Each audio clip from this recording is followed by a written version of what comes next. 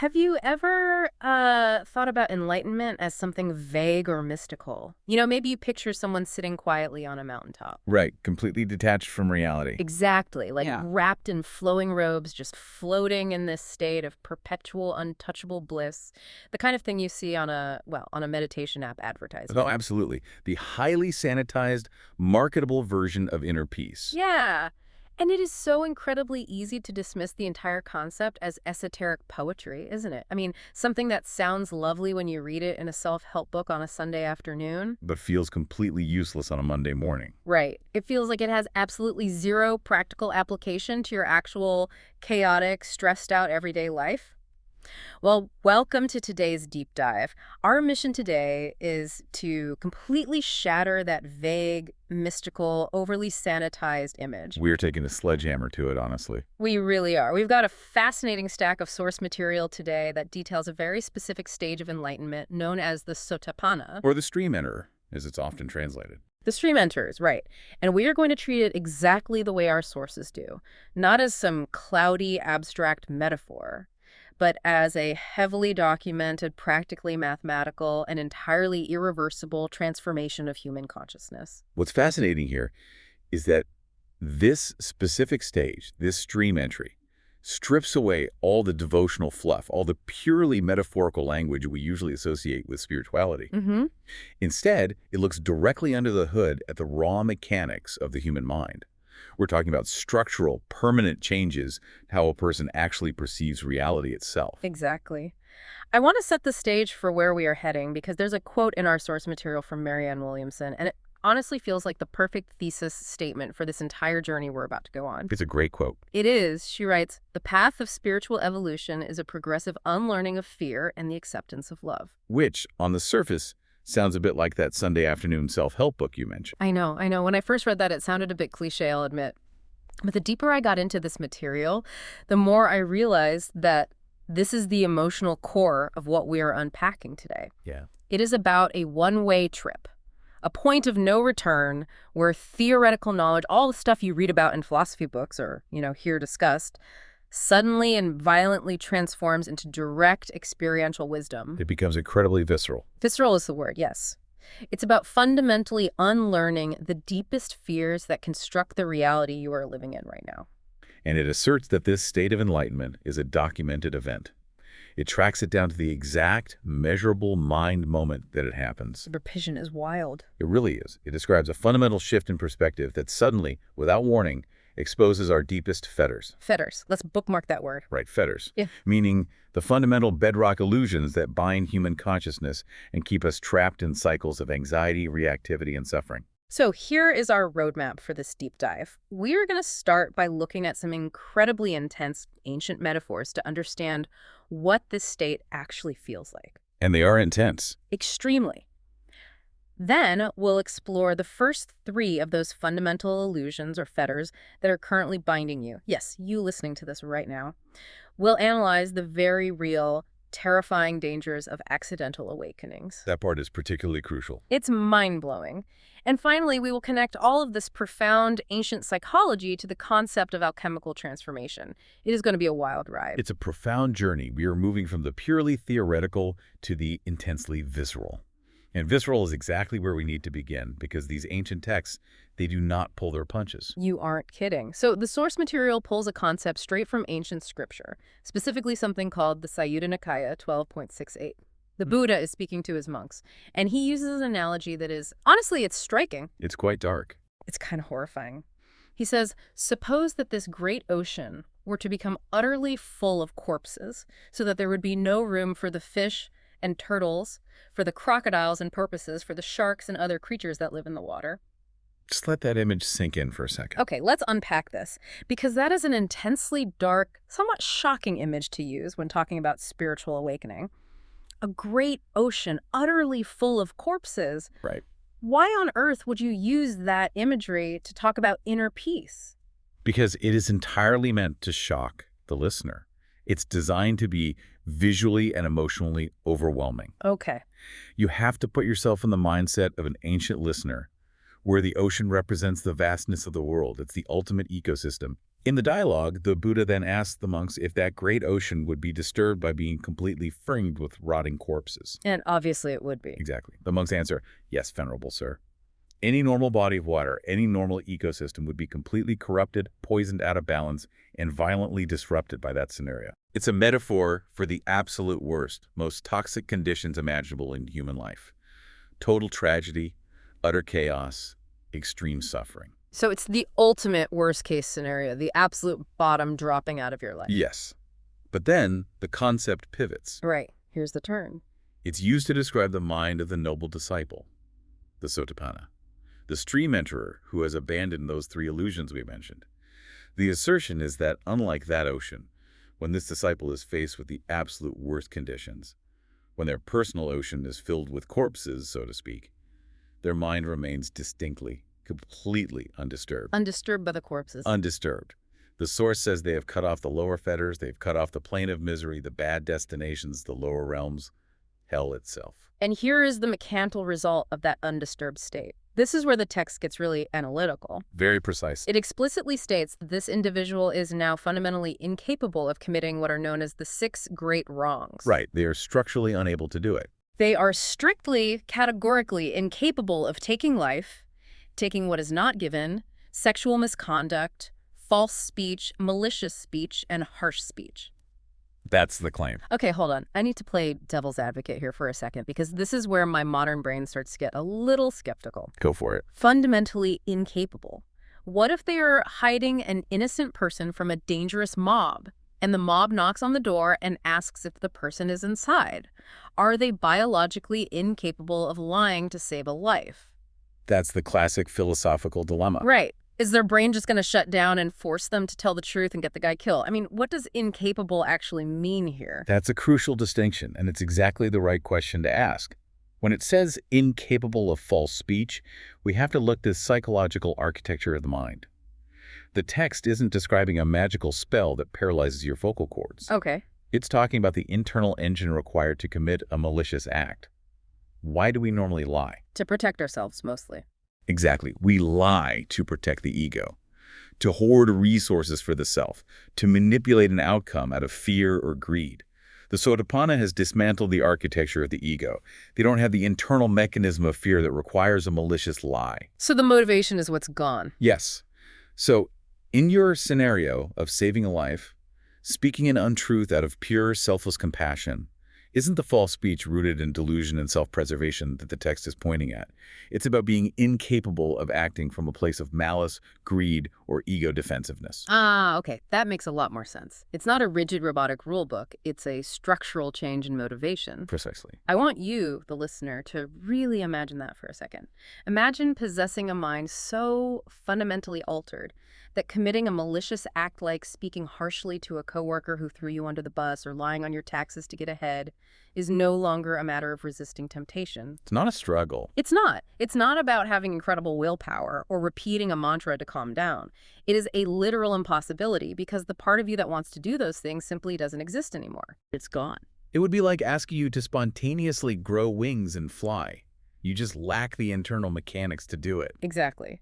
It isn't describing a strict moral code being forced upon someone through the threat of cosmic punishment. Like, behave or you go to hell. Right, this isn't about someone desperately suppressing their dark desires to be a quote-unquote good person. Suppressing desires takes an immense amount of psychological energy. And eventually, that dam breaks. It always breaks. What we're talking about here is a natural, effortless byproduct of seeing through an illusion. Think about an optical illusion. You look at a picture, and it just looks like a bunch of random dots. Magic eye posters. Exactly, like a magic eye poster. But then your brain finally processes the hidden image. Let's say it's a sailboat. Wow, okay, a sailboat. Once you see the sailboat, you cannot force yourself to unsee it. You can't go back to just seeing random dots. In this context, once the fundamental illusion of the isolated self in reality is gone, the very desire to do harm simply vanishes. Because it doesn't make sense anymore. Right. It requires a specific psychological architecture to hate, to steal, to manipulate. The stream enterer has seen through that architecture and in doing so, dismantled it. Which brings us perfectly to defining what this stream actually is and what it means to enter it. because we've been throwing the term Sotapanna around. Which translates to stream winner or stream enterer. And based on the sources, entering the stream basically means detaching your identity from the stream of consciousness. It is the jarring recognition that your behaviors, your attitudes, your emotional reactions, your deeply held political ideals, all of it are just conditions of circumstance. They are weather patterns. Weather patterns, yes. They are things happening to you or flowing through you. They completely lack anything that uniquely identifies a permanent, solid me. To really grasp that, we need to bring in the concept of the fetters, or in the original Pali language, sayojana. Right. But let's avoid getting bogged down in the ancient terminology and focus on the mechanics. A fetter is defined simply as an illusion. An illusion. It is something that actively fools the mind or the senses, creating a false reality that you then react to. If we connect this to the bigger picture, an illusion operates seamlessly only until you change your vantage point. Yes. You can only realize that you're being fooled when a sudden shift occurs. Maybe that shift comes through a sudden emotional trauma, or the rigorous practice of Zen meditation, or a profound moment of grief. Whatever the trigger, it's an abrupt change in perspective that exposes the trick. I love the analogy of a magician's coin trick for this. Oh, that's a good one.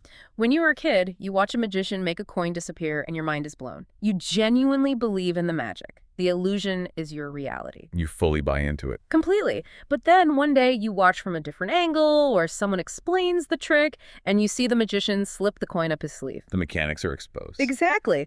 Once you see the mechanics of the trick, you can never ever watch that performance the same way again with that innocent wonder. The magic is gone. You just see a guy with a coin in his sleeve. And enlightenment, according to these sources, is exactly that. It is seeing the mechanics of your own suffering so clearly that the illusion of your ego can never fully trick you again. It's a one-way trip. That is a perfect analogy. Yeah. You can't unknow the trick. And the Sotapanna is specifically the individual who has recognized the trick of the first 3 of these illusions, out of a total of 10 fetters that supposedly bind human consciousness to endless cycles of suffering. All right, let's get into the weeds here. Let's do a deep dive into those specific 3 fetters, because this is where the concepts get incredibly practical and, frankly, very challenging to our modern sensibilities. They confront our everyday lives directly. They really do. The first fetter is called personality view, the self-identity illusion. It is the rock-solid belief that there is a permanent, unchanging you sitting somewhere right behind your eyes, piloting your body like a fleshy mech suit. The fleshy mech suit is a funny way to put it, but it's exactly how we operate. We do. We believe there is a tiny homunculus inside our brains pulling the levers. The result of breaking this first fetter is what the sources call the recognition of emptiness. Now, emptiness sounds kind of nihilistic to a Western ear. It does, but it's actually about recognizing that there is absolutely nothing distinctly personal or permanent in one's self-identity. Instead, the realization is that we are utterly relational beings. Utterly relational. This is a profoundly difficult concept for the modern ego to accept, especially in a culture obsessed with individualism and personal branding. It prompts you to reflect on how your entire identity is shaped exclusively by your relations to other things. Let's do a thought experiment on this right now for everyone listening. Who are you? Seriously, answer the question in your head. It's harder than it seems. It is. You might say, I am a mother. Okay, but that identity only exists in relation to a child. Without the child, the identity vanishes. You might say, I am a software engineer. Right. But that identity only exists in relation to your education, a computer, and your employer. Even your core personality traits, I am the funny friend, I am naturally anxious, they only exist in relation to how you interact with your environment and other people over time. The contrast is what defines you. Yeah, exactly. If you strip away every single relationship, every memory of a past event, every expectation of a future one, every societal label, what is actually left? The argument presented is that the answer is emptiness. Wow. There is no permanent core. You are a fluid, ever-changing reflection of your circumstances. You are a process, not a noun. And realizing that isn't a loss of self. It is a profound unburdening. Wait, really? Because to me, stripping away everything that makes me me sounds absolutely terrifying. It sounds like psychological death. It feels like death to the ego, yes. But think about how much energy you spend every single day defending that illusory self. You get offended if someone insults your career. You feel insecure if you don't look a certain way. You constantly strive to enrich and validate this me. If there is no permanent self, there is nothing that needs to be constantly defended or validated. So the exhaustion of maintaining the facade just disappears. Exactly. Which naturally leads us right into the second fetter, because once you realize the self is an illusion, you start looking at the tools you use to protect that self. And the second fetter is ritual attachment.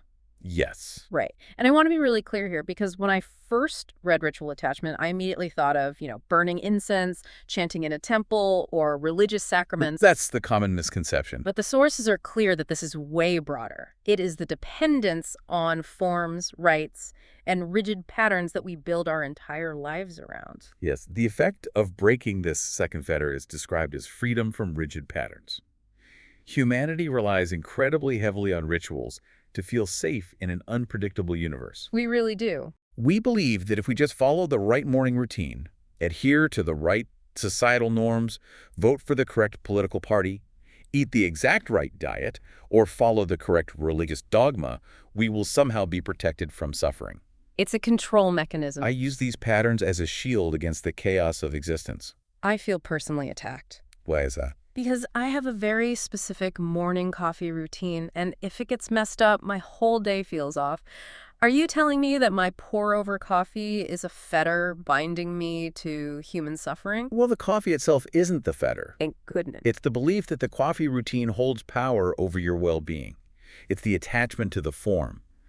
Breaking this fetter means realizing that while these forms, routines, and societal structures might have practical utility, they might help you wake up or keep society orderly, they hold absolutely no ultimate power over reality. Right. They cannot save you from illness, aging, loss, or the fundamental unpredictability of life. You realize the universe doesn't care about your rigid little patterns or your perfectly optimized morning routine. And that realization, again, it sounds terrifying at first, but once you accept it, it's incredibly liberating. Or we'll let go of the dench. You stop agonizing over doing everything perfectly because perfection is an illusion anyway. And then we hit the third fetter, which is skeptical doubt. This is a tricky one. It is described as uncertainty about the path itself. This raises an important question about faith, and the sources offer a highly critical nuance here. Breaking this third fetter results in what is called confidence in practice. Now, the assertion here is that this loss of doubt is not strictly about having blind faith in Buddhism or any specific religious scripture or guru. It's not about converting to a religion. Not at all. It is not dogmatic belief. It is fundamentally a leap of faith in the existence of a path toward enlightenment, regardless of who described it or what terminology they used. Let me push back on this a bit. Leap of faith sounds dangerously close to blind belief. If I've just shattered my personality view, and I've realized all my safety rituals are pointless, wouldn't my immediate reaction be extreme, overwhelming doubt? Yes, existential dread. Why wouldn't I just become a complete nihilist? Why is dropping doubt considered a required step forward? Because without dropping that doubt, you remain paralyzed. The leap of faith here is more akin to a scientist trusting the scientific method. Okay, I like that. You don't have blind faith in the result of the experiment before you run it, but you have absolute confidence that the process of experimentation will yield truth. Got it. It's the moment you stop standing at the trailhead, endlessly analyzing the map, debating with yourself if the mountain peak even exists, and you just start walking with absolute conviction. Yeah. You have seen the emptiness of the self, you have dropped the safety blanket of your rituals, and now you have unwavering confidence that there is a way to navigate this new reality, even if the road is hard. Okay, I see. It's a profound psychological stabilization. You are no longer wasting energy questioning the possibility of liberation. Your energy is entirely devoted to the reality of the process. You're off the fence. You're off the fence. So how does someone actually break these three massive illusions? Because it's one thing to talk about it, conceptually, and it's another thing to actually rewire your brain. True. The source material claims that a person is inevitably drawn to one of three focal points, or doorways, to shatter these fetters. Here's where it gets really interesting, because it maps so perfectly onto different human temperaments. The three paths are emptiness, impermanence, and suffering. Let us examine the first path, emptiness. We've touched on this. This is the path of noticing the emptiness of self and things. Right. An individual drawn to this path begins to intensely examine their reality and realizes that every object, every thought, every identity only exist dependently. They literally start to see through the solidness of the world. It's highly intellectual. Very. It is a cognitive realization that the self is an illusion, which loosens the mental ideology binding them. It's generally for the deeply analytical mind. Then there is the second path, impermanence. This is for the mind that realizes absolutely nothing is stable. Everything is constantly decaying and reforming. Nothing stays the same. The material notes that definitions can only operate out of the past, never the present. Think about trying to define a flowing river. A classic metaphor. You stand on the bank, you point at the water and say, that is the river. But by the time the words leave your mouth, that specific water has already moved miles downstream. You are defining a memory. Not the current reality. If you focus deeply enough on the fact that everything, your physical body, your relationships, your fleeting thoughts, is just a flowing river, the rigid illusions of the fetters just wash away, because there's nothing solid to attach them to. And then we come to the third path, which the texts acknowledge is considerably heavier and more difficult. The path of suffering. This path involves recognizing the absolute universality of suffering and conditionality. The texts explicitly mention that this specific path often involves considerable despair and hopelessness. This is not the love and light, Instagram-friendly version of spirituality. No, not at all. It is looking directly into the abyss of human misery. But there is a profound psychological insight here that must be understood. The argument is that once suffering is truly seen as universal, it loses contrast as all becomes suffering. That sounds incredibly bleak, but I think I see where it's going. Think about a painting. If you use dark shadows against a bright white background, the shadows stand out. They have form, they have terror, they grab your attention. Right. But if you paint the entire canvas pitch black, the shadows disappear. The loss of contrast paradoxically leads to liberation. When the individual fully accepts that conditionality itself is inherently unsatisfactory, they stop fighting it. They stop negotiating. They stop trying to negotiate with the universe for a better deal.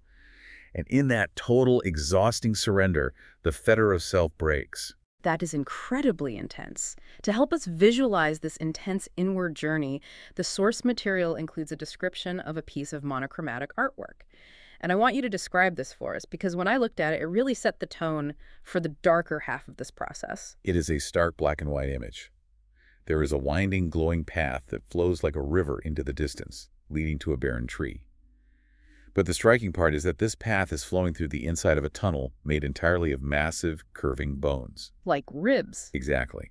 It perfectly resembles the inside of a huge human rib cage. And in the foreground, hovering right over the path, are three prominent, interconnected, glowing rings. It's a very creepy, very visceral image. Why a ribcage? Why not a beautiful forest canopy or a tunnel of light? The symbolism is deeply intentional. Those three glowing rings are a direct visual representation of the first three gross fetters we just discussed. Personality view, ritual attachment, and skeptical doubt. They act as gates or thresholds that the consciousness must pass through and ultimately dissolve. And the ribcage. The ribcage tunnel tells you immediately that this is not an outward journey to some heaven in the sky. It signifies the internal, deeply personal, and highly visceral nature of this process. You are journeying inward, into the literal core of the human condition, right into the chest cavity of existence. It's like performing psychological open-heart surgery. It's about dissecting your own heart and lungs, psychologically speaking. And that winding, glowing path represents the stream of consciousness that the stream enterer ultimately enters and navigates. It is a beautiful and somewhat haunting representation of inner transformation. However, our source material is very quick to warn us that this journey inward into the ribcage is not without severe risks. This is crucial. And this brings us to a part of the text that absolutely blew my mind. It introduces the concept of accidental awakenings and halfway measures. This raises an important question, perhaps one of the most vital warnings in the entire text. It suggests that someone might realize the first two fetters. They might shatter their personality view and drop their attachment to societal rituals, but they completely fail to realize the third fetter, skeptical doubt. Right. The text theorizes that this could happen through extreme real-world circumstances, like severe addiction, utter destitution, or immense trauma. Someone hits absolute rock bottom. Exactly. Society's rules mean nothing to them anymore, so there goes ritual attachment. Their ego is completely crushed by failure or grief, so there goes personality view. But they have no path, no framework, no leap of faith to process what they are seeing. They are just left with the terrifying emptiness. And this is a fascinating sociological and psychological hypothesis put forward by the authors. The text explicitly states a suspicion that a sizable fraction of severe mental illness might actually be accountable to this phenomenon. Really? Mental illness? Yes. It is the state of being stuck halfway between conventional normality and actual enlightenment. You have had your conventional worldview violently shattered, you see the emptiness and the suffering clearly, but because you lack the confidence in a practice, that vital third fetter, you remain entirely lost. So you're just broken open without a way to heal. You are metaphorically bleeding out on the operating table because the surgeon opened you up, removed the tumor of the ego, but didn't know how to sew you back together. That is a chilling thought. You see the illusion of reality, but without a framework to understand it, it just looks like madness. Yeah. You're disconnected from the matrix, but you don't have the hovercraft waiting to pick you up. The texts also bring up psychedelics and physical brain trauma in this exact context. Yeah, talk about that. The text uses the term jhana, which refers to states of deep meditative absorption. The authors posit that these transcendental breakthroughs might well occur accidentally during heavy psychedelic drug use, or even as the result of a physical stroke. A physical stroke causing an awakening. Yes. The danger here is profound. If the experience is not properly recognized, contextualized, and integrated with that vital third fetter of practice and faith, it leaves people incredibly confused and seemingly broken. They just don't know what happened to them. As the text puts it, they have metaphorically died toward one's old life. They can no longer relate to the trivialities of normal society. They can't care about water cooler gossip or climbing the corporate ladder, but they have not fully birthed into the stable, enlightened state. They are caught in the void, and this perfectly introduces what the text describes as the dark night of the soul. It is this terribly difficult, agonizing period where doubt in conditioned reality plagues the individual. It's a crisis of meaning. They see that the world is a rat race built on illusions, but lacking faith, they are caught in this violent tussle between mind and heart. The mind sees the emptiness, but the heart still deeply craves the comfort of the illusion. It wants the blue pill back. Yes, it wants the blue pill back, but it can't swallow it. It is the ultimate state of cognitive dissonance. Yeah. And navigating out of that dark night requires understanding the actual underlying mechanics of what is happening to the consciousness. Right. The text describes the successful transition past the three fetters as a change of lineage, or gatrabu. This is the definitive shift from a worldly, conditioned existence to a transcendent one. Okay, and this is where the philosophy gets delightfully complex and where I really need you to break things down for me. I will do my best. Let's talk about fate, karma, and free will. The text unpacks this fascinating paradox regarding this change of lineage. It states that a normal person's lineage is entirely bound by fate and karma. Why? Because they believe they are a conditioned thing operating in a conditional world. Yes. But here's the kicker, and the quote that stopped me in my tracks. The text says that in insisting that they exercise free will, they become bound by it. It is a stunning philosophical paradox, and it requires careful unpacking. Let's break it down. Please do. A normal, worldly person believes they have absolute free will. They say, I chose to buy this coffee this morning.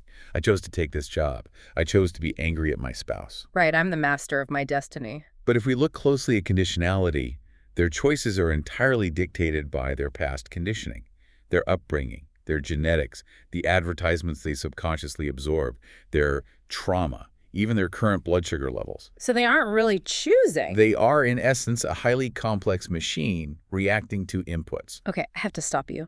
Are you saying I didn't choose to sit here and record this deep dive with you today? That I'm just a biological robot executing a script written by my past? Because that feels incredibly dismissive of my agency. It challenges agency, certainly. Yeah. But follow the logic of the text. Because a person insists they are freely, independently making these choices, they claim ownership of the action. The ego says, I did this. And therefore, according to the mechanics of karma, they are completely bound by the karmic consequences of that action.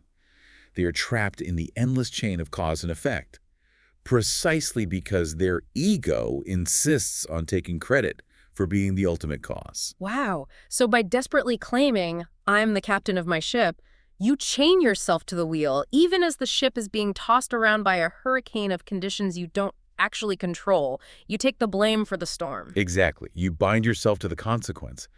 But the stream enterer, having realized the emptiness of the self, realizes they aren't the ultimate captain. Because there is no captain. Right. They realize the self is just a temporary collection of conditions. And by dropping the insistence on the illusion of independent free will, they ironically step outside the machinery of fate. They loosen their ties with karma because there is no longer a solid self to attach the karmic debt to. That is brain-bending. It's a complete inversion of how we normally think about freedom. And what's wild is that the text does not treat this as abstract dorm room philosophy. It treats it as mathematical fact. It introduces a highly systematized psychological framework detailing the exact mind moments, or siddhas, involved in this transformation. The precision is astonishing. There is literally a table in the text that outlines this with startling precision. It reads like a computer programming manual for the brain. Yes, the systematization is incredible. The text defines two distinct types of consciousness occurring in this exact moment of transformation: path consciousness, or magasiddha, and fruit consciousness, or phalasiddha. Path and fruit. The path consciousness takes ultimate liberation as its object. Its specific mechanical function is to sever the fetters binding the consciousness. It acts as the surgical blade. It cuts the illusion. The fruit consciousness is the resultant consciousness. Its function is to establish the new ground of being.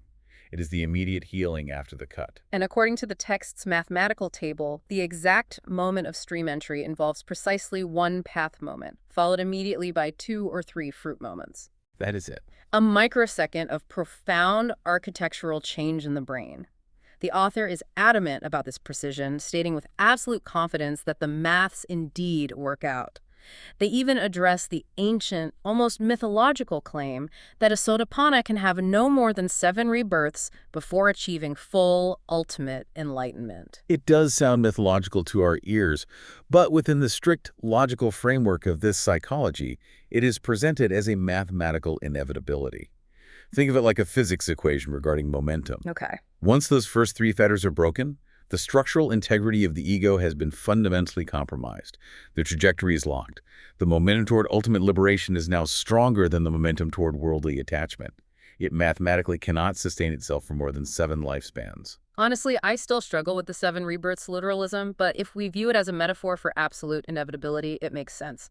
So zooming out from the math, wait, let me rephrase that. So moving away from the math for a second, what does this actually look like in everyday life? Practically speaking. Yeah. If someone enters this stream, but they still have a mortgage, kids, and a 9-to-5 job, what changes? The texts say this single mild experience of transcendental awareness acts as a permanent refuge. Even if you have to go back to work on Monday, you have tasted the reality outside the illusion. The behavioral result is profound, yet subtle. The text explains that this newfound perspective makes acts of greed or hatred increasingly intolerable to the individual. Intolerable. And again, this isn't because they are wrestling with their conscience. It is because the internal mechanics of greed no longer make logical sense. If you genuinely know there is no permanent isolated self, hoarding resources for that self seems absurd. It's like hoarding food for a ghost. Precisely. If you know you are a completely relational being, inextricably linked to everyone around you, hating another person is literally hating a part of your own circumstantial existence. Therefore, there is a natural, unforced inclination to reduce unwholesome actions simply through a distinct awareness of their logical absurdity. So what does this all mean for us, the people living outside ancient monasteries? That's the core question. The author takes a brilliant turn in the final sections. They argue that while Sotapanna is a very specific Buddhist term, it describes a very real, universal phenomenon of human psychological development that is entirely independent of any specific religious system. And to prove this, they bring in the language of alchemy. This alchemical translation is crucial. It bridges the gap between Eastern psychology and Western esoteric traditions. It frames enlightenment not as a passive state of grace bestowed upon you, but as active, intentional, rigorous work. The great work. In alchemical terms, achieving the state of stream entry means the practitioner has successfully identified the raw substance needed for the great work. This raw, unrefined substance is called the prima materia. And the text makes it painfully clear that finding this prima materia isn't rainbows and butterflies. With the personality view completely dissolved, the alchemist looks inside their own mind and finds that all within is dark, unworked, and unsatisfactory. It's a mess in there. You see all your trauma, your conditioned responses, your petty grievances, your fears. But now you see them without the comforting blanket of the ego to justify them. It is a moment of utter helplessness. The text notes that this is exactly what gives the dark night of the soul its bite. You see the mess and you realize you are the mess. But that stark realization is the necessary first step. You cannot refine a base metal into gold until you have pulled the raw, dirty ore out of the earth and looked at it. You have to face the dirt. The text details the next step for the alchemist, which aligns perfectly with Buddhist psychology. They must begin reducing their subjective experience into categories, which are called skandhas, or heaps of phenomena. Give me a real-world example of reducing an experience into heaps. Let's say I'm driving to work, I'm already stressed, and someone aggressively cuts me off in traffic. My immediate worldly reaction is, I am so angry at that idiot. How does the alchemist handle that? The alchemist doesn't say, I am angry, because they know the I is an illusion. Right. Instead, they observe the event as a collection of heaps. They notice the physical sensation of heat rising in their chest. That's the heap of physical form. They notice the sudden spike of adrenaline, the heap of sensation.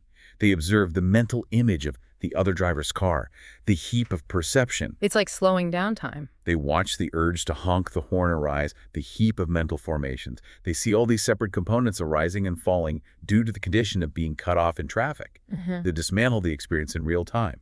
By doing this, they develop what the text calls the mind, or Dharma eye, a new perspective designed specifically to understand karma and conditionality without getting tangled in it. It is the ultimate scientific method applied directly to your own consciousness. But it requires an incredible amount of grit to do that when all you want to do is yell out the window. It takes immense discipline. The author emphasizes a specific requirement to navigate this profound and challenging transformation.